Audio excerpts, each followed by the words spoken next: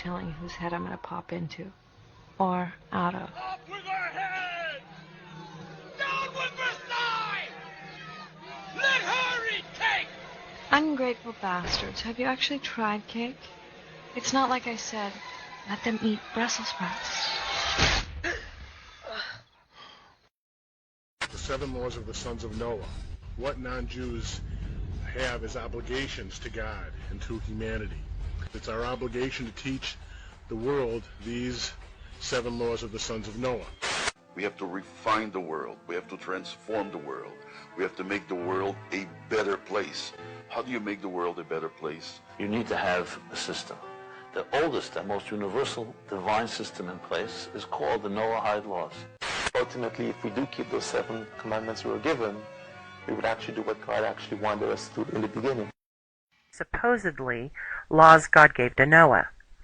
If you break the laws, most punishments are beheading. George Bush Sr. signed it into law. He snuck it in with an Education Day recognition bill, recognizing the Jewish scholar who supports living under Noahide laws. For those that don't already know, there is an evil sect of Jewish people that practice the Kabbalah, mysticism, witchcraft. You know where the tarot cards come from. Tarot cards are like a portable Kabbalah, if that makes sense.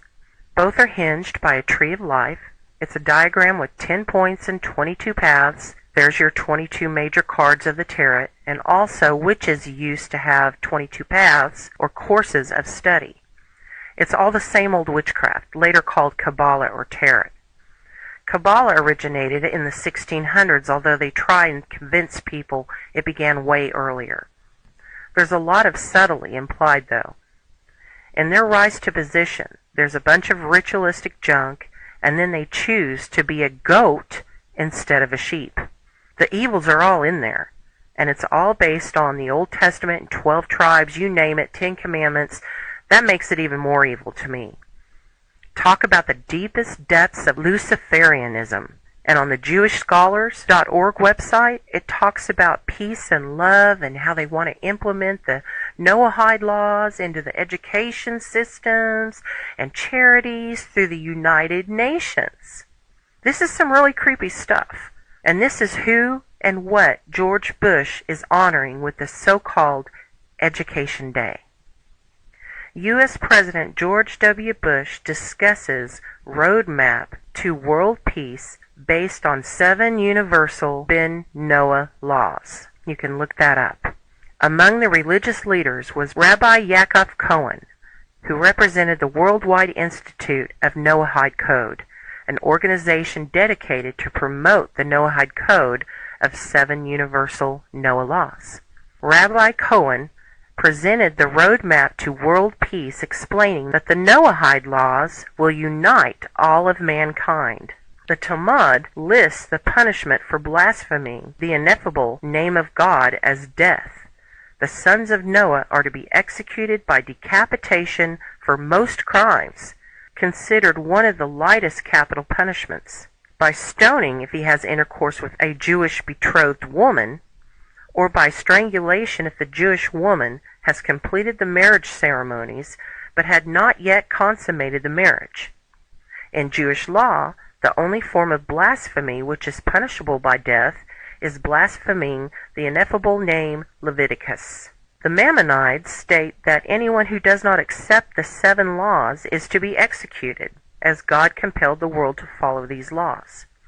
However, for other prohibitions, such as the grafting of trees and bestiality, he holds that the sons of Noah are not to be executed. Now keep in mind, these Jews are not worshiping God Almighty, the I Am that I Am. They're worshiping Lucifer. According to the Maimonides, the Jewish scholars, anyone who accepts upon himself and carefully observes the 7 commandments is one of the righteous of the nations of the world, and has a portion in that world to come. How creepy is that?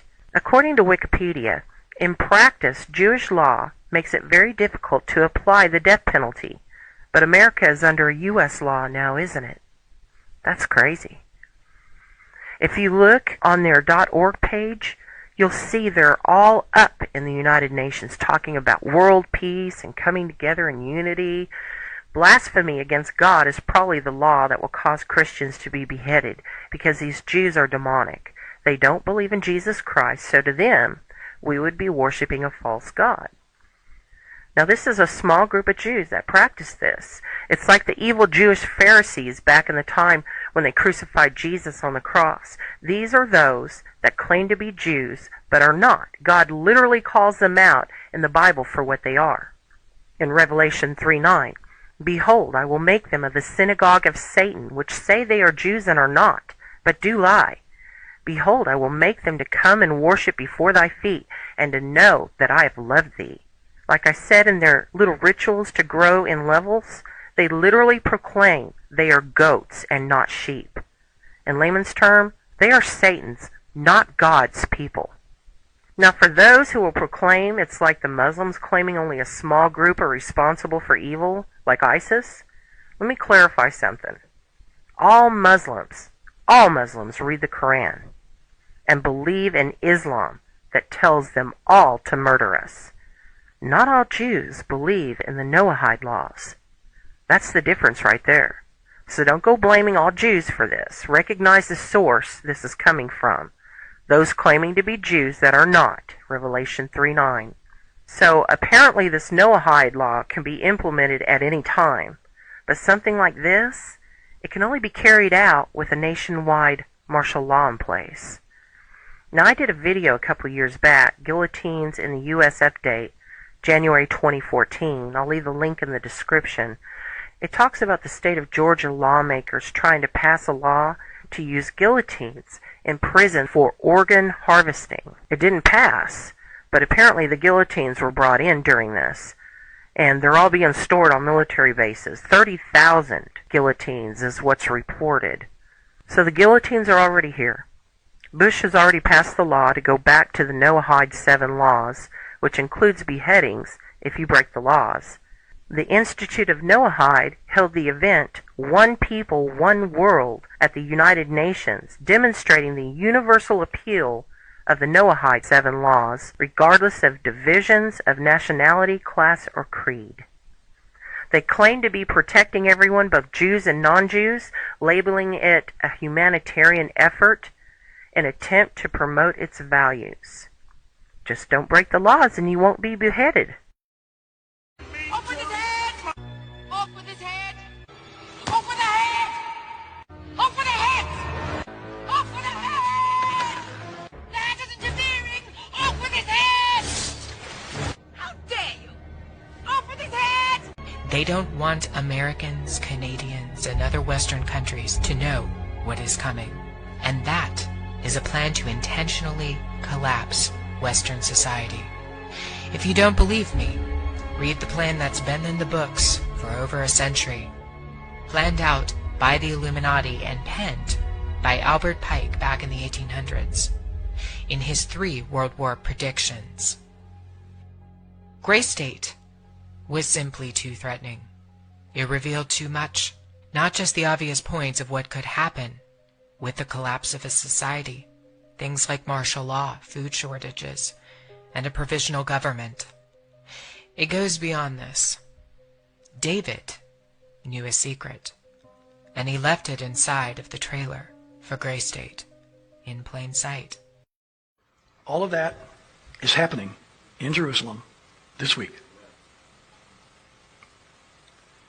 Are you aware that our Congress has passed Noahide laws? Did you know that? I bet most of you didn't know that. The year was 1991, March 20. Let me read Public Law 102-14, passed by both chambers of Congress, signed by the President. Here is that public law passed by Congress in 1991.